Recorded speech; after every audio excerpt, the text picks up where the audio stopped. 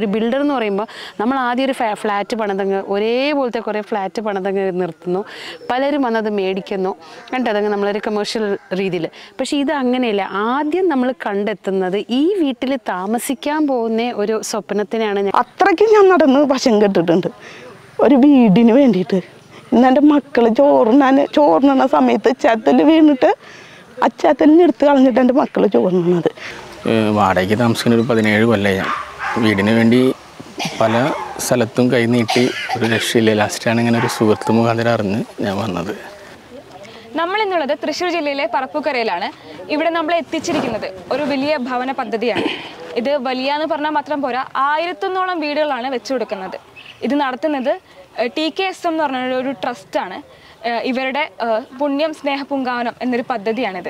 ഒരുപാട് ഭവനരഹിതരായിട്ടുള്ളവർക്ക് വേണ്ടി തുടങ്ങിയതാണ്. നമുക്ക് അവരോട് ചോദിക്കാം ഇതിൻ്റെ ഉത്ഭവം എങ്ങനെയാണെന്നും എങ്ങനെയാണ് ഇതിൽ ഭവനം വെച്ചു കൊടുക്കുന്നതെന്നും.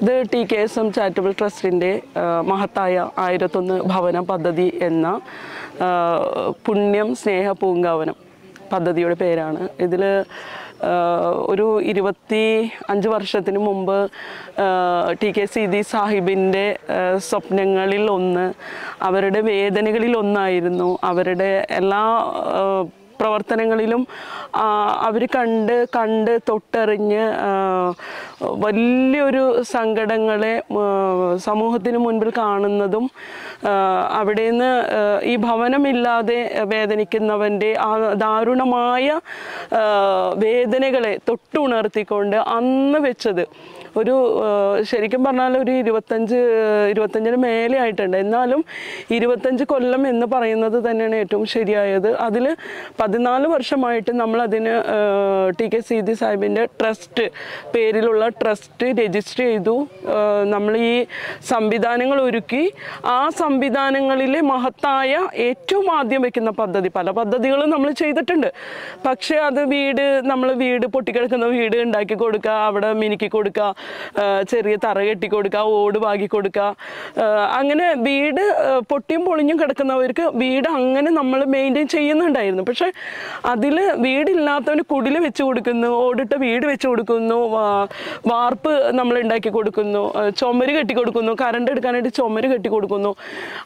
ഇങ്ങനെ നമ്മൾ ചെയ്ത് പോരുന്ന ആ ഒരു ഇതിൽ നിന്നും നമ്മളിൽ അന്ന് എടുത്തു വെച്ച ആ തീരുമാനത്തെ നമ്മളിപ്പോൾ ഈ ഒരു സമയത്ത് ഇപ്പോൾ ഒരു 4-5 മാസങ്ങളായിട്ടുണ്ട് ഇതിൻ്റെ പുറകിലാണ് ഞങ്ങൾ. ഈ മഹത്തായ ഭവനം 1-ലും 2-ലും ഒന്നും നിൽക്കില്ല. അവിടെയാണ് 101 1001 ഭവനത്തിലേക്ക് ഞങ്ങൾ ഇങ്ങനെ തീരുമാനങ്ങൾ എടുക്കുന്നത്. കാരണം ഒരു 101 ഭവനം ഈ മണ്ണിൽ നമ്മൾ വെക്കാം, അപ്പോഴും പുറത്തു പോകാൻ പാടില്ല. എല്ലാ ജില്ലകളിലും നമ്മുടെ കേരള സമൂഹത്തിലെ 14 ജില്ലകളിലും 101 ഓരോ പാർട്ടായിട്ട് 101 ഭവനങ്ങളെ ഉൾക്കൊള്ളിക്കാനാണ് നമ്മൾ കരുതുന്നത്. ഇല്ലാത്ത ആരും സങ്കടപ്പെട്ട് മാറാൻ പാടില്ല.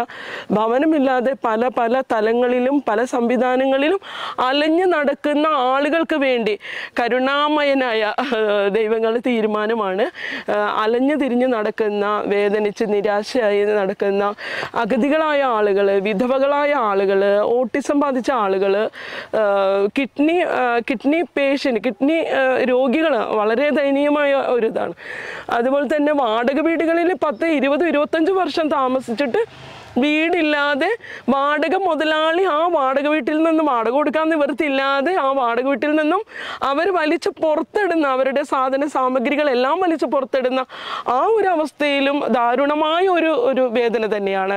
അപമാനിക്കപ്പെടുന്ന ആ കുടുംബങ്ങൾക്കും തണലായിട്ടാണ് TKSM ചാരിറ്റബിൾ ട്രസ്റ്റ് ഈ 1001 ഭവനത്തെ ഉൾക്കൊള്ളിച്ചുകൊണ്ട് എല്ലാവർക്കും വേണ്ടി വീടില്ലാത്ത ആ കരയുന്ന എല്ലാ വിഭാഗം അനാഥർ, അഗതികൾ, ഇങ്ങനെ എല്ലാവരും ഉൾക്കൊള്ളിച്ചുകൊണ്ട് ഈ മഹത്തായ വിശാലമായ വിപുലമായ പദ്ധതിക്ക് ആസൂത്രണം ചെയ്ത് നമ്മളിവിടെ തുടങ്ങുന്ന ഭവനമില്ലാത്ത ആ ദാരുണമായ വേദനയിൽ കഴിയുന്ന ആളുകൾക്ക് ശാശ്വതമായ പരിഹാരം തലചായ്ക്കാൻ ഒരിടം എന്നുള്ളതാണ് ഞങ്ങളുടെ പ്രയത്നവും തീരുമാനവും പ്രാർത്ഥനയും. എല്ലാവരും അനുഗ്രഹങ്ങളും ആശീർവാദങ്ങളും ലോകരാജ്യങ്ങളോട് എല്ലാവിധ സഹായങ്ങളും സഹകരണങ്ങളും പ്രാർത്ഥനയും അനുഗ്രഹവും ഞങ്ങൾ ഈ കൂട്ടങ്ങൾക്ക് ഈ പദ്ധതിയിലേക്ക് എപ്പോഴും ഉണ്ടാകണം. പുണ്യം സ്നേഹം പൂങ്കാവനം ഇതിൽ ഞങ്ങൾ ചേർന്ന് വന്നത് ഇത്തയുടെ അടുത്താണ്. ഒരു എന്താ പറയുക, ഒരു ഫ്രണ്ട്സ് സർക്കിളിൽ കൂടി ഞങ്ങൾ ഒന്നിച്ച് വന്ന് സംസാരിച്ച് ഇതിൻ്റെ ഒരു ഭാഗമായി. അതാണല്ലോ ഫ്രണ്ട്ഷിപ്പ് എന്ന് പറയുന്നത്. ഈ ഒരു ഫ്രണ്ട്ഷിപ്പിൽ തുടങ്ങിയാണ് ഇത്തയുടെ ഒരു ഇമോഷൻസ് മനസ്സിലാക്കി, വികാരങ്ങൾ മനസ്സിലാക്കി, എങ്ങനെയാണ് ഇത്ത ഇതിലേക്ക് വന്നതും ഇത്തയുടെ ഉപ്പയുടെ കാര്യങ്ങളും. ഇത്തയുടെ ഉപ്പ ഓരോ ചെറിയ ചെറിയ കാര്യം, ഒരു വീട്ടിലേക്ക് ഓടെങ്കിൽ, ഒരു വീട്ടിലേക്ക് കമ്പി, ഒരു വീട്ടിലേക്ക് മണ്ണെങ്കിൽ മറ്റേ വീട്ടിലേക്ക് മണൽ എന്ന് ശേഖരിച്ച് ഒരു നാട്ടിലെ സ്നേഹം മനസ്സിലേക്ക് നിറച്ചു വെച്ച ഒരു എന്നാ പറയുക, പ്രതിഭ എന്ന് തന്നെ പറയാം, ഒരു പേഴ്സണാലിറ്റി ആയിരുന്നു പുള്ളി.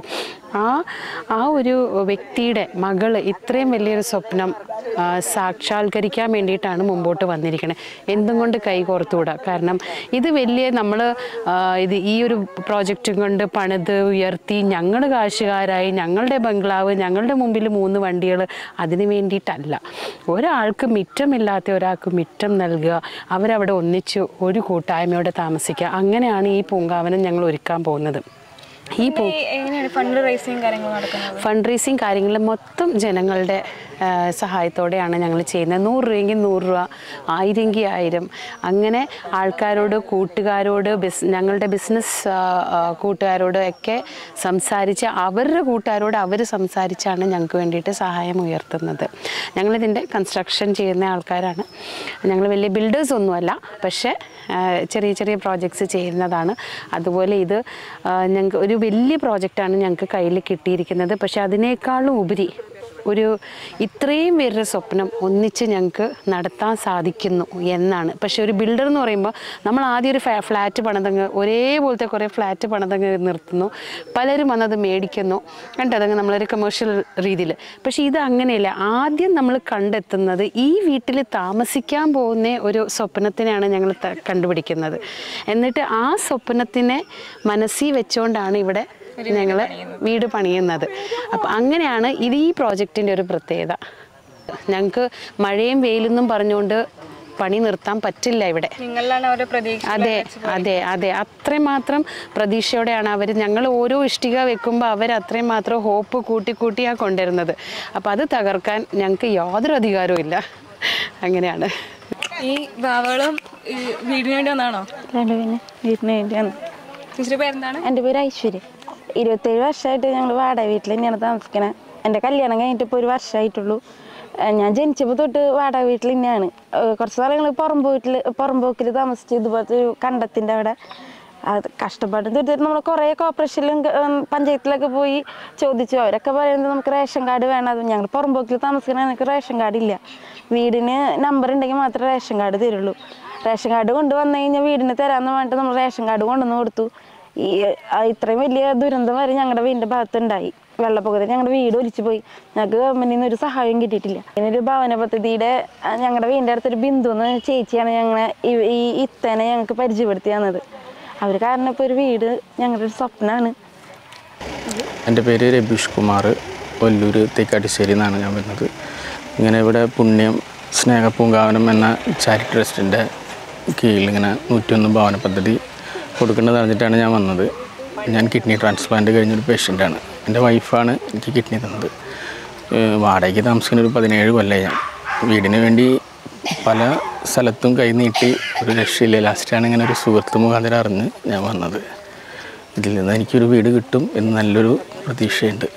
ഭർത്താവ് വെച്ചിട്ട് 12 വർഷമായി. അന്ന് മുതൽ വാടക കൊടുക്കാനില്ലാണ്ട് വാടക വീട്ടിൽ നിന്ന് വരെ ഞങ്ങൾ 3 പെൺകുട്ടികളും ഞങ്ങൾ ഇറക്കി വിട്ടിട്ടുണ്ട്. അന്ന് മുതൽ വാടക കൊടുക്കാൻ ചില നേരത്ത് പറ്റാറില്ല. ചീത്ത വെക്കാറുണ്ട് വാടകക്കാരൻ്റെ ഇന്ന്. വാടക കൃത്യമായിട്ട് തന്നില്ലെങ്കിൽ നിങ്ങൾ ഇറങ്ങേണ്ടി വരുന്നു പറഞ്ഞിട്ട്. അതിൽ കൂടെ വയ്യ. ഈ 3 പെൺകുട്ടികളുടെ പഠിപ്പും കാര്യങ്ങളൊന്നും നോക്കാൻ പറ്റാണ്ട് ഒരുപാട് കണ്ണീരോടുകൂടി നടക്കുന്നുണ്ട്. ഒരു നേരം വെക്കാനോ ഭക്ഷണമോ കാര്യങ്ങളോ ഒന്നുമില്ല. ഞങ്ങൾ തെണ്ടിയുണ്ട് അന്നത്തിന് വേണ്ടി.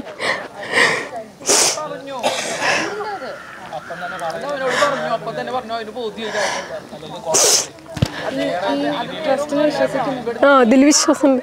ഇത് ഒരിങ്ങനെ ജോൺസേട്ടൻ പറഞ്ഞിട്ട് ഞങ്ങൾ എഴുതി കൊടുത്തതാ. അത് കേട്ടപ്പോൾ ഞങ്ങൾക്ക് ഒരുപാട് സന്തോഷമായി. ഒരു വീടാണല്ലോ നമ്മുടെ സ്വപ്നം. വാടക കൊടുക്കാൻ ഒരു നേരം പറ്റാണ്ട് കഴിഞ്ഞ മാസം വരെ ചീത്ത കിട്ടു വാടകക്കാരൻ്റെ. എൻ്റെ പേര് രതിക എന്നാണ്. ഞാനിവിടെ അടുത്ത താമസിക്കുന്ന ആളാണ്. എനിക്ക് ഞാൻ 3 കൊല്ലമായി 3 കൊല്ലമല്ല എൻ്റെ ഭർത്താവ് മരിച്ചിട്ട് 7 കൊല്ലമായി ക്യാൻസർ രോഗമായിട്ട് വന്നിട്ടാണ് മരിച്ചത്. എനിക്ക് 3 പിള്ളേരുണ്ട്, 2 പെൺകുട്ടിയും 1 ആൺകുട്ടിയും. ഞാൻ 3 കൊല്ലമായി ലൈഫിൽ വീട് എനിക്ക് പാസ്സായെന്ന് പറഞ്ഞിട്ട് പാസ്സായിട്ടുണ്ടെന്ന് പറഞ്ഞ് തന്നെ ഇതാക്കണം. 3 കൊല്ലം ഞാൻ വീടിനെ അപേക്ഷിച്ച് 3 കൊല്ലം ഞാൻ നടന്ന് അതേപോലെ നടന്നിട്ടുണ്ട്. പഞ്ചായത്തിൽ പിന്നെ ബ്ലോക്കിൽ ഇവിടേക്കൊക്കെ ആയിട്ട് നടന്നിട്ടുണ്ട്.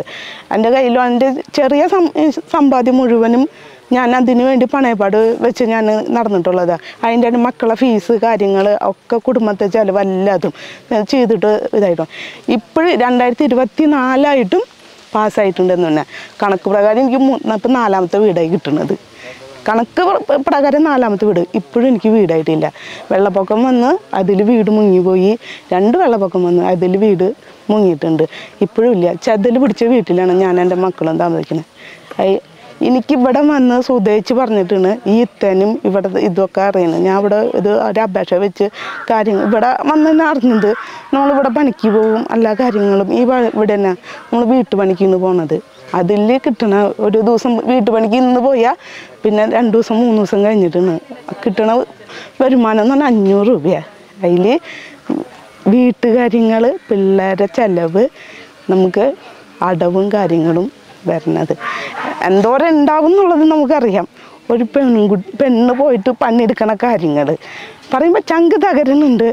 ഞാൻ പഞ്ചായത്തിലും ബ്ലോക്കിലും കിടന്ന് നടന്നത് എനിക്കറിയുള്ളൂ. ഒരു 10 രൂപയുടെ കുപ്പിവെള്ളം കുടിച്ച് നടന്ന് അത്രയ്ക്ക് ഞാൻ നടന്ന് വശം കെട്ടിട്ടുണ്ട് ഒരു വീടിന് വേണ്ടിയിട്ട്. ഇന്നെൻ്റെ മക്കൾ ചോറിനണ സമയത്ത് ചത്തൽ വീണിട്ട് അച്ചാത്തലിന് എടുത്ത് കളഞ്ഞിട്ട് എൻ്റെ മക്കൾ ചോറിനത്. അതും വെക്കാനില്ലാണ്ട് അയൽവക്കക്കാർ വെക്കാൻ തന്നിട്ടുണ്ട്. ഇന്നും ചോറ് വെക്കാനുണ്ടായില്ല. എന്നിട്ടും കൂടിയിട്ട് അങ്ങനെ വെച്ചിട്ട് ജീവിക്കുന്ന ആൾക്കാരാണ് നമ്മുടെ ഈ ഭാഗത്ത്. അങ്ങനത്തെ ഉള്ള ആൾക്കാർ ഇടയിൽ നിന്ന് വന്ന് നമുക്കൊരു വീട് കിട്ടും. ഞാൻ എൻ്റെ മക്കൾക്കും ഒരു വീട്, അത് മാത്രമേ നമ്മൾ ഇതാക്കണുള്ളൂ. വലിയ വലിയ കാര്യങ്ങളൊന്നും പറയണില്ല. എൻ്റെ മക്കളെന്ന് പറയണത് ഒരു വീട്, ചോരാത്തൊരു വീട്. വീട്ടിൽ പുറത്ത് പെയ്യണ മഴയേക്കാളും കൂടുതൽ ഓടുമേഞ്ഞ വീടിൻ്റെ അകത്തിരുന്ന് കൊണ്ടിട്ടുണ്ട് ഞങ്ങൾ 4 എണ്ണം കൂടിയിട്ട്. ഏറ്റവും ലാസ്റ്റ് വയ്യാണ്ടായപ്പോൾ എല്ലാവരും കാശ് തന്നപ്പോൾ വീട്ടിൽ നിന്ന് കാശ് തന്നിട്ട് ഓടിൻ്റെ മുകളിൽ ഷീറ്റ് മേഞ്ഞിട്ടിരിക്കുക. ഷീറ്റ് പോയി കഴിഞ്ഞാൽ ഓടും പോവും, പട്ടിയോ ഒക്കെ പോവും. അതനങ്ങാണ്ട് അങ്ങനെ ചതലൊന്നും തട്ടാൻ പറ്റില്ല. അത്രയ്ക്കും ഇതായി പട്ടിയൊക്കെ ഇതായിട്ട് അങ്ങനെ ഇരിക്കണ. ഇവിടെ ഒരു വീട് കിട്ടണേ, വീടല്ലെങ്കിൽ ഒരു പണിയെങ്കിലും നമുക്ക് സ്ഥിരമായിട്ടൊരു പണിയെങ്കിലും നമുക്ക് നമ്മളെ മക്കളെങ്കിലും ഒന്ന് നമ്മൾ അനുഭവിച്ച പോലെ നമ്മുടെ മക്കൾ അനുഭവിക്കില്ല എന്നുള്ളൊരു ഇത് മാത്രമേ നമുക്ക് ഉള്ളത്. ഇത് കിട്ടണം നമുക്ക്. ഒരു വീട് എങ്ങനെയെങ്കിലും ഒരു വീട് ഇത്തയുടെ ഇതിലൊരു വീട് കിട്ടണമെങ്കിൽ നമ്മളിവിടെ ഇവിടെ എല്ലാ മീറ്റിങ്ങിനും വന്നപ്പോഴും കാര്യങ്ങളും എന്നേക്കാളും കഷ്ടപ്പെട്ട ആൾക്കാരൊക്കെ വരുന്നത് കണ്ടപ്പോൾ നമുക്ക് ഈ വയ്യാത്ത ആൾക്കാരെ ബുദ്ധിമുട്ട് നന്നായി അറിയാം. 8 കൊല്ലം ഞാൻ വലിച്ചതാണ്. RCCയിൽ പോയിട്ടും അങ്ങനെ ചേട്ടനെ കൊണ്ട് നടന്നിട്ടും ആ ബുദ്ധിമുട്ട് നമുക്ക് നന്നായി അറിയാം. എന്തോരം നമ്മൾ കാശ് ചിലവാക്കിയിട്ട് നമ്മൾ അത് കിട്ടും എന്നുള്ളൊരു പ്രതീക്ഷയില്ല ഒക്കെ നമ്മൾ നടന്നിട്ടുണ്ടാവുന്നത്. ഏറ്റവും ലാസ്റ്റ് നമുക്ക് കിട്ടിയില്ല. ദൈവം നമ്മളെ ഇതായി. നമ്മളിപ്പോൾ അവരുള്ളേക്കാളും കൂടുതൽ കഷ്ടതയിൽ ഇപ്പോൾ നമ്മൾ അനുഭവിച്ച് വരുന്നത്. നമുക്ക് പറയാനായിട്ട് മനസ്സ് തുറന്ന ഒരാളോട് പറയാനായിട്ട് നമുക്ക് പറ്റാത്തൊരവസ്ഥയിലാണ് നമ്മളിരിക്കുന്നത്. വന്നാലും കളിച്ചും ചിരിച്ചും നമ്മളിങ്ങനെ എല്ലാ കാര്യങ്ങളും മൈൻഡ് ചെയ്ത് ഇങ്ങനെ പോകണമെന്നുള്ളൂ.